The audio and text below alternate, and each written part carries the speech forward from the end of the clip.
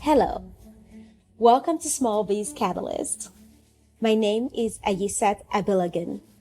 I am a certified entrepreneurship development professional and the executive director of Texas Entrepreneur Ecosystem. I've helped over 20,000 individuals through financial leadership courses, training, seminars, conferences. And now I work with cities to accelerate or jumpstart their entrepreneurship programs. This show is for struggling small business owners who want to be able to earn a 6 to 7 figure salary from their businesses, and the economic development professionals who support them. Every week, we delve into innovative strategies, success stories, and actionable insights to empower small businesses as catalysts for economic resilience. Let's jump in.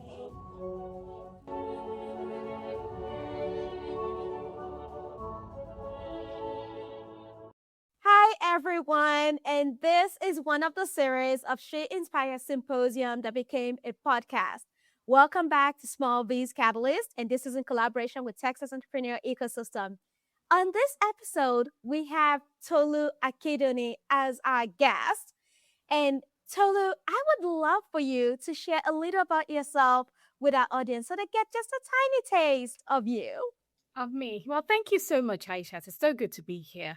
So I'm a serial entrepreneur. First of all, my family has multiple ventures, but beyond that, I consider myself to be a global transformation expert. So what that means is that I'm very much involved with working with brands all around the world, helping them to rethink their business models, rethink how they make money, rethink how they scale and then we think how they assess their ventures, and that has taken me to multiple parts of the world. And now I'm here in Dallas, Texas. I host the Black Business Live podcast, and I'm also the founder of a nonprofit called All Things Black and Beautiful, where we amplify Black-owned businesses and create opportunities for visibility and access. Wow, that is a lot.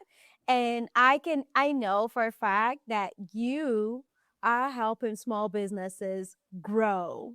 So you specialize in turning ambitious ideas into scalable business models. What separate ideas that remain concepts from those that successfully become impactful businesses? Well, every idea is a good idea. Really, it's good. That way. It's a good idea. Also, then the rubber hits the road. What I mean by that is that, um, unless you test and prove your idea, it really stays at what it is. It's an idea. What turns it into a profitable business is when it's validated, when you've had the chance to pivot if you needed to do so, and also when you've thought through how you are going to make money out of that idea. Typically, people think, "Oh yeah, I've got a great idea." Yes, on paper it looks good. In practice, it's a different thing because not only need to think about the how desirable that idea is. That i.e., do people want it? Do people like it? But also how feasible and viable it is. So how are you going to deliver the value that you intend to deliver? And at the same time, are you going to make money out of the exercise, or is this for charity? So that is what differentiates really. So everyone has a fantastic idea. It's just really turning into a viable, a scalable, and a feasible opportunity. And you, while you're introducing yourself, you shared that you are the host of Black Business Live podcast. And you've had conversations with many successful leaders. And I was privileged to be in a room when you did host one of them. What common traits or habits have you noticed among entrepreneurs who create lasting impact? Grit. I would say grit. There's nobody I've met or nobody who's come to our studio who has not faced insurmountable challenges. What differentiates them from others is that they pushed through and they use the resources available to them, which may well be the resources they have or the resources within their network. So, and that grit and resilience always comes first from within, And then secondly, from the community of those that you find around you, because sometimes you may run out of steam, you may run out of the ability to want to push forward. But if you are with the right people or with the right community, they will show you the other way round, the other way to attack, the other way to approach things. So I would say grit. That's the one thing that is common. Some of them have funding, some of them don't have funding. Some of them have um resources and ideas. Some of them, started from a challenge, so they didn't even start from a resource. So they started from a problem. So some of them are international, some of them are local, some of them are big, small. But the thing that remains the same is the grit and the resilience. Wow, grit and resilience. Two key characters, words. They've got lots of impact. Um, Mhm. so a lot of time we feel like innovation often requires people to challenge existing systems and narratives. Have there been months in your journey where you had to redefine what leadership or success looked like for yourself? Yes, many, many, many times. I think for me personally, as an individual, I've had to pivot a lot of times. When I first started my career, when I first got into college, I thought I was going to be a medical doctor. So um, here I am. I still have a lot of medical doctor friends, but but I'm not one of them. But yes, I wanted to be a doctor. Several times in my career, I've had to really think about where I'm at and the Yeah. circumstances around me, especially as you advance in life and in career, you realize that you have to balance between your personal goals, your likes goals, and what is laid before you. So personally, I've had to challenge that many times. I remember at one point I was in UAE, and I felt the need to move back to the UK because I wanted to just be a little bit more grounded. And also I was getting married and having a child, which meant I had to change jobs. And for me that was a pivotal time because prior to going to the UAE, I had done an MBA. And after my MBA, I was like, "Oh, the world is my oyster. I am going to work outside of the UK at the time. I'm going to explore the Far East and all that." So I did, during my MBA, I had the chance to go work in Sri Lanka for a week, and then I loved it. And then from there, I went to Dubai. Anyway, long story short, I found myself in Dubai, and then I was there thinking, "Okay, I want more out of this. Yes. The rest of the world is great, but I need to start to think about family and life and what I wanted for myself." So then I moved to the UK. But it was at the time I decided I was going to launch my business. I was going to launch my entrepreneurial path, but somehow I kind of did, but I also had to close it down. So I was contracting in the UAE. I had a business I was running virtually, and then life happened. Like I said, I had a kid, I had family, so I had to move to the UK, and so all that was toned down. But the entrepreneurial ambition was still there, even though I wanted to. There was just no clarity on what that could be. And then I moved to then COVID happened, and then we moved to the States. So again, it was me wanting to grow with my leadership journey. And one way I thought I would do that is by being in that leadership role, in a corporate role, which is quite a senior role. And so I thought I would have the opportunity to develop my leadership, even if I wasn't focusing on my business, at least I would grow Yeah. as a leader. But then COVID happened and we had to move again. So what I thought I was in the right position, we had to move. And that challenged me in many ways because I felt really unstable. It was like, well, you're in a different country. Like you've never even worked or lived before. Yeah. You are now in a position where you were almost, I was pretty much running my husband's gemstone and jewelry business for a year, which meant I was back as an entrepreneur. And the path that thought was going to help me develop as a leader had kind of gone into the cooler. So it had to be leadership on a different term, and it had to be leadership. First of all, finding myself as an individual and figuring out what I wanted to do, where I wanted to focus my energy, etc. and at the same time have balancing a 2-year-old during COVID. So it wasn't Mm. it was not easy. It Oh was my gosh. but that was what gave birth to a lot of things that I'm doing now. So all things Black and Beautiful, the Black Business like podcast. I went back into training. I went back. I did some courses on board leadership, women on boards. I got a mentor. I got into community. I There was a lot of things I had to do, and I remember, speaking to a very prominent Nigerian a businesswoman. She's very prominent in the both in the corporate and now in the entrepreneurial space. And she I know she spoke at one of the mentorship programs, and I got her number and I said, I said to her, I don't even know what I'm doing. Like, I'm here running my husband's business. I've got this corporate job, that I can go back to any time.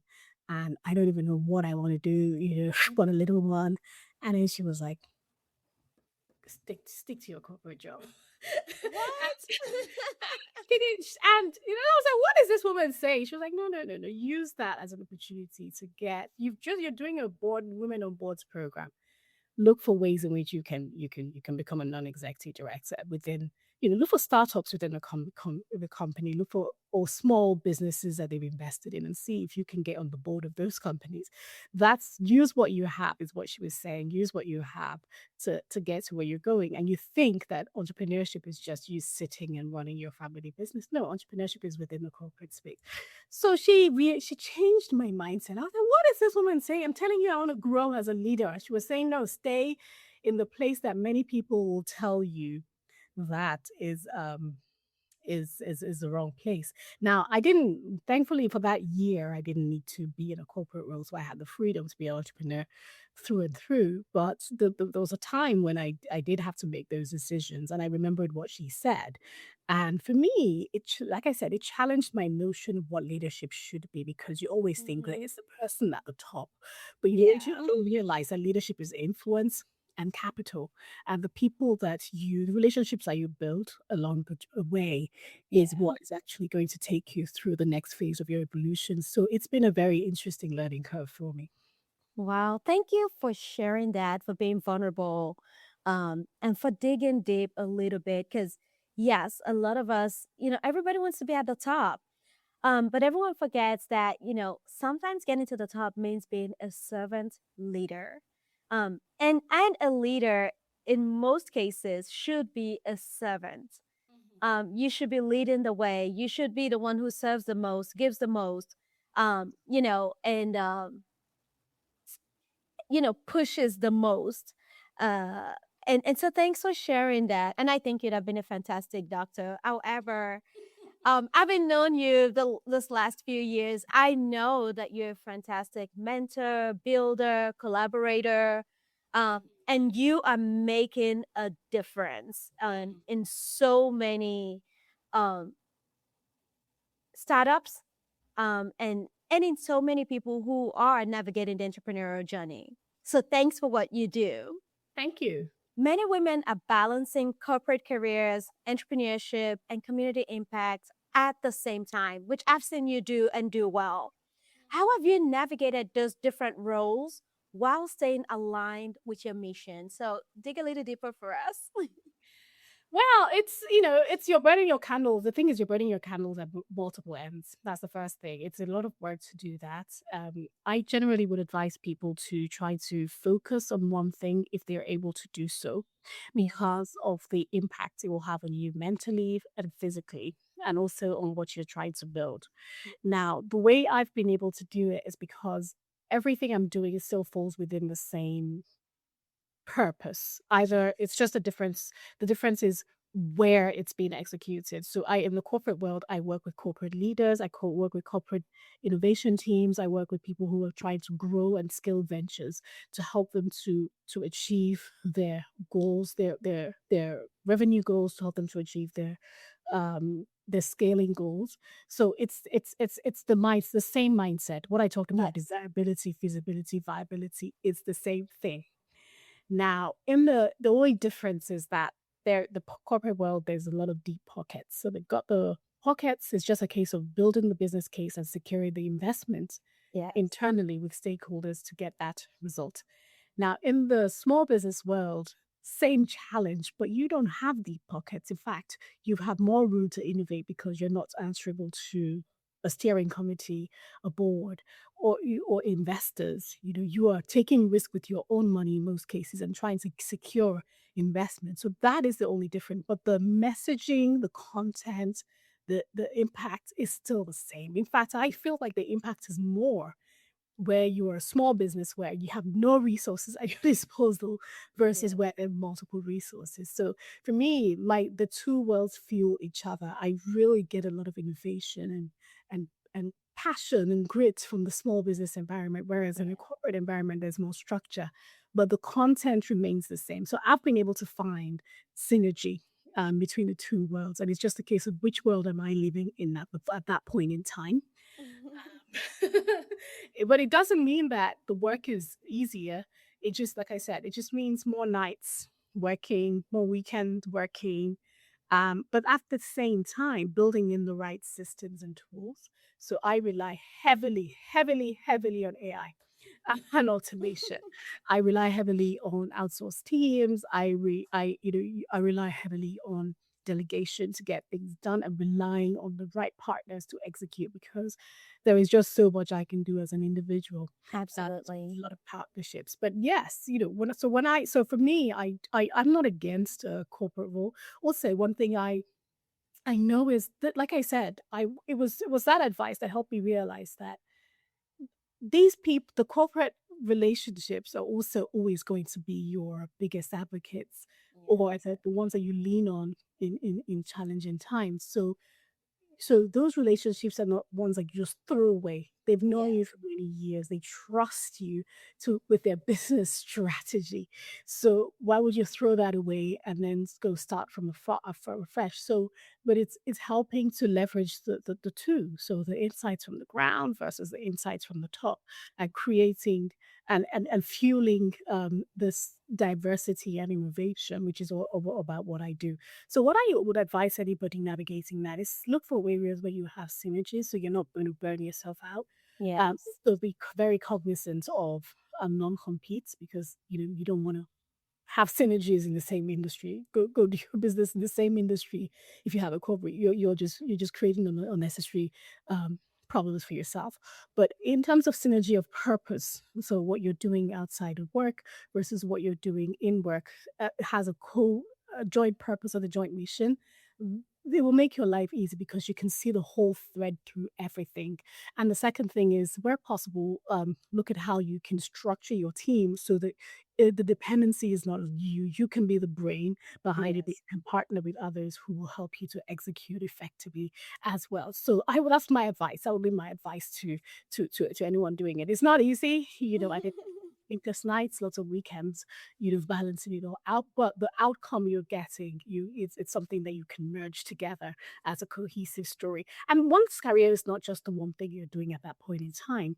There's lots of business leaders, lots and lots of businesses that I know that they're sitting on a corporate advisory board. They have a part-time role in a corporate company. They're mixing up all these things. We just have this notion that everybody is just an entrepreneur and only an entrepreneur.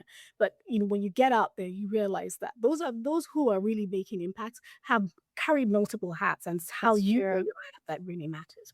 Hey there! If you're just joining us, this is Small Biz Catalyst. We would like to invite you into our Tag a Business team. Here's what you need to do: nominate a small business of your choice, tag them on our website at smallbizcatalyst.org. That's small, BIZCATALYST.org. Tell us your name, give us your email address because that's how we'll be able to tell you if you're a winner or not. And then give us a website to a business of your choice. It could be your business or somebody else's. Once you've tagged a business, you'll be entered for a $25 drawing to a local business of your choice. We'll announce winners every month. And now, back to the show. So, looking ahead, what do you hope the future of entrepreneurship looks like for Black women and African entrepreneurs globally? And what role can communities play in accelerating that future? Good question. Good question. I think globally, the black leader or the business leader globally has evolved several in multiple ways. That's the first Yeah. thing. Now, when you talk about someone from an ethnic by diverse community, again, the world has become a global oyster. But the interesting thing is that the oyster that we knew about 4 years ago, is not the same oyster right now. Hmm. 4 years ago, I would tell you there is international mobility. You can be right here in the US and you're doing business in China. The world has become this one meshing point. Yes. But obviously, it's all changed. And now there's a lot of polarization happening as well. So, for someone of color, for a Black woman navigating these challenges, first of all, I'll tell you that do not think small. Do not just, if you're here in the US, do not just think about the US. The US is not the only place that there are multiple opportunities out there, particularly in areas like Africa, which is great, which has the youngest population of the youngest population in the world is going to be like that. So there is a lot of opportunity. There's a lot of untapped opportunities all around the world, and not just think of one place. Think global. The second Yeah. thing I'll tell you is, technology is taking over in multiple ways. So see what you can do to leverage technology, AI. I'm not just using the buzzwords. I've been in that stage for a long time, so I've seen this evolution happen over time. The third thing I'll say to you is it's the same problem everywhere. It's the same problem everywhere. What are you navigating here in the US? Other Black owners, business owners are navigating similar challenges in the UK, in Australia, Yeah. wherever they are. So, important thing is to own your space, lead and own your space.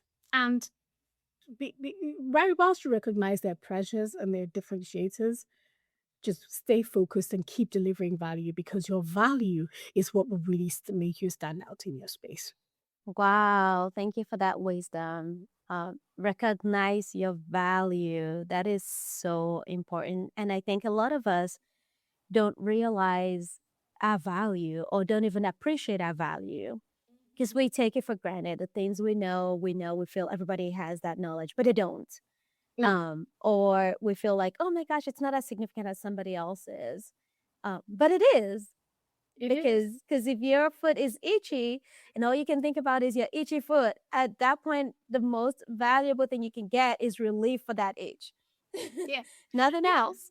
Yeah, and also many women, and this is proven, you probably will have seen all the research, particularly for women in leadership, that Yeah. you always look at the 50% that you cannot do and you hone in on that and you focus on that versus the 50% that you can do. But a male counterpart in your situation will say, I'm 100% good at this, even though they know that they're 50%. And they'll go for it. And it's that is regardless of color. So now thinking about it from that's why I said just go for it. Go for whatever in the opportunity and think of the world as your oyster. Yes, it looks restricted now, but there are parts of the world that there is opportunity and it is growing significantly. So just take on that armor, be bold, and go for it. So let's dig a little deeper as you're talking about Africa and young and all of those things. You so through all things black and beautiful, you focus on empowering black and African entrepreneurs. What unique challenges and opportunities do you see within these communities today? It's the fact that many people want to have businesses. Hmm. Everybody wants to have a business. Everybody in our community, everybody has a side hustle, right? Everybody has something they're doing. But what the biggest challenge I see is the structure and the rigor to really build and scale. Most of that comes through mentorship. So seeing people, others like them, who they can follow their path. They can almost follow like a code of action. Many business owners lack that, so they make fundamental decisions that keep them small. And once you've already made those decisions, you there is no way out. So things like access to capital, good credit, choosing your channel to market and being very Hmm. intentional about it, staying focused on one thing and not diversifying too quickly. Many of those fundamental decisions are made because of the knowledge they have at that point in time. I think our community needs to open up a little bit more. One, to mentor each other. So those who attained certain levels of success are able to mentor those who are on the way, but Yeah. also open up to receiving insights from outside of a community as well. There are certain communities that you hear about and you say, oh yeah, yeah, this person is from this community, Yes. and then you're like, oh yeah, this is how they do things. But why can't you get a mentor from that community too, to show Yeah. you how they do things so that you can learn to do that better? So I think it's the access to insights, resources, connections that will really make a difference. We just don't have enough of it. We don't have enough of it. Hmm. There's still way too many people using their personal credit to run their business. Way too many people who are just running a lifestyle business where the business is just paying their bills, but they're not really accumulating wealth, and they have no way of doing that or no idea of how to do that. So they are business people, but they're not Yes. creating wealth when you think about it. And then also people struggling to get into retail, whereas and or people in most of our businesses are in sectors where the most that are not as lucrative. Yes. So when you talk about wholesale and retail, we only have 1 or 2% of Black business owners operating there, and those are the more lucrative businesses industries in the country. And it's because we don't have the networks to get in. And how do you get the networks? It's through knowledge. So that's why I'm like the right mentors, the right people who've broken those ceilings or walls, who are able to advise and support those who are edging in, so they don't make fundamental decisions. So that is for me, that's what we need. We need more and more, and that is one of the things that pushes me to do the Black Business Live podcast, because we need more signposting. We need to hear it raw and real, and help people push through so that they can develop the grit and the resilience that they need as well. In proximity, I feel like I was listening to a podcast recently, and I remember the person being interviewed saying you need to be in the proximity of those spaces so that you can actually take advantage of those network. Yeah. And I remember this guy saying he would go to a specific place where he knew, I think it was in California, where he knew the stars and, all the people he wanted to be around would be just for lunch, and Mhm. he would walk there. And Yeah. so he'd see somebody going to the bathroom and just go after them and say, hey, hi, and introduce himself. And, I mean, bathroom talks are great, but you don't have to you don't have to go to the bathroom to create that network. But that's what he needed to do, Yeah. and to put himself in proximity, and the friendships and the business opportunities that came out of that, really catapulted his business. So, and I feel like that's kind of what you are doing, with All Things Black and Beautiful. So you've got over 20 years of experience leading transformations across 4 continents. Um, what global lessons about innovation and leadership have stayed with you the most? With the most. Wow. That's a good one. That's a good one, because there's a lot of global lessons. I think innovation has no boundaries.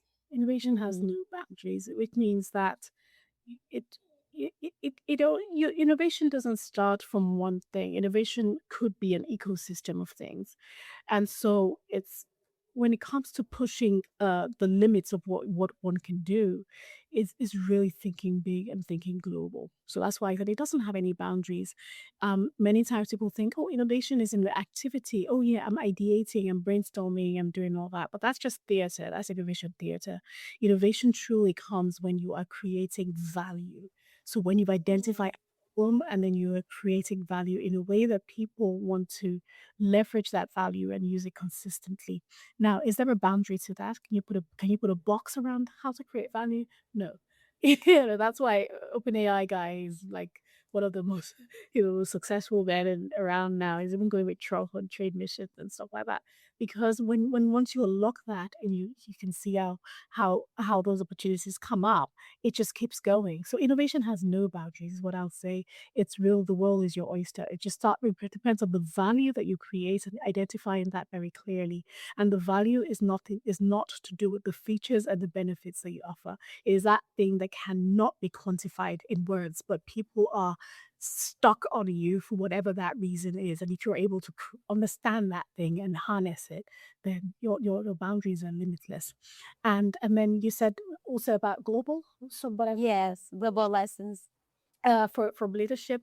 The other lesson is that really leadership starts from within. Mm. to be a better leader, you have to really work on yourself as an individual from the inside, and it's addressing those things that you don't want everyone to see in the open, all the dirty linen, all the Yeah. traumas, all the things that have bothered you. It's real. It starts from there, because if you're right within, everything else that you lead will be healthy. But if you're not healthy on the inside, it'll cascade down and be problematic. So those are the two things I would say, globally. Wow. Huge nuggets. I mean, I was taking notes. I love that you encourage us that innovation has no boundaries. And it comes when you're creating value that people want and use. That is so big. And then leadership comes from within.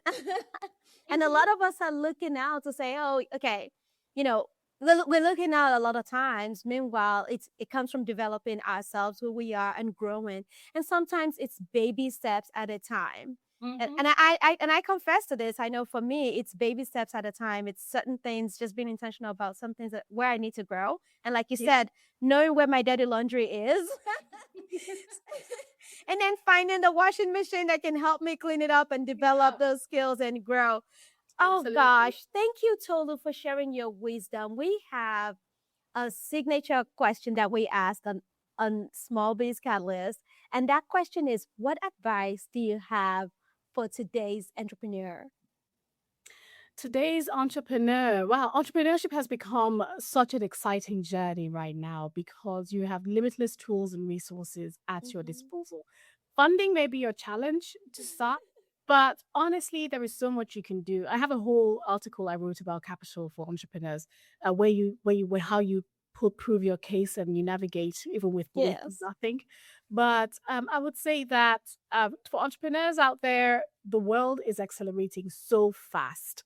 There is so things that it would take 3 years to create a few years ago is taking 3 months to deliver, right? So it means that the opportunities cannot be bigger than right now.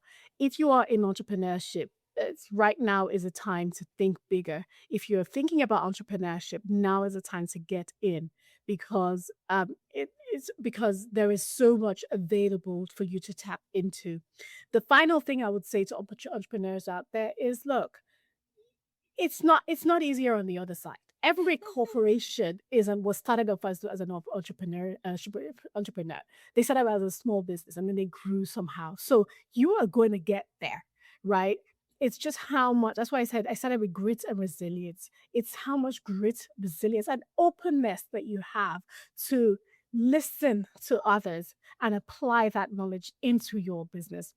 That is what is going to make a difference. You may not be the best at everything, but how much are you willing to continue to push, but also take on the insights and the advice that will help to make the right difference? The more you take on quickly, the better it is for you. The more you relearn in this age of AI, the better it is for you. So entrepreneurship couldn't be more exciting right now. And I would encourage anyone who is already on that journey to stay on that journey, because there is so much more available to you. Thank you so much. That is so good. I mean, I love it. How can our audience connect with you? And how do you want them to connect with you? Well, thank you so much for that question. We want you to come and be part of our community. So we have very similar communities, and we like to collaborate a lot with Texas entrepreneur ecosystem. But we also have the Black Business Network, where we are connecting, learning, and growing together. But register and subscribe to our podcasts, listen to the messages, listen to the stories. But beyond that, we also have a network of business owners who are learning, growing together, and taking that message that we have out there on the podcast and really turning it into actionable plans to achieve the outcomes that we want to achieve. So I would say blackandb.com is our website. So blackandb.com, and the podcast is Black Business Live Podcast on YouTube and all other podcasting channels. And we'll be sure to add that to the show notes. Tolu, it's been a pleasure, a delight, and an honor to have you on this show. thanks for sharing your insights with our audience. And I forgot to say this at the beginning. This episode really, the theme of this episode of SheInspires this year is women who are changing our communities, changing and building our communities. And you're one of those women. So thank you for sharing your wisdom. Thank you for building both the Black community and the entrepreneurial community at large. And just for serving in a way that inspires others to continue and build and grow in the entrepreneurial journey. Thank you so much, Tolu. Well, it's my pleasure, and thank you so much for having me. It's great. I'm glad we got to do this episode together. Yes, me too. We've been talking about it for a while, so I'm so glad we got to do that. Absolutely. And pivots. This is the entrepreneurial journey. Yeah. Pivoting entrepreneurial endeavors. It's what we do.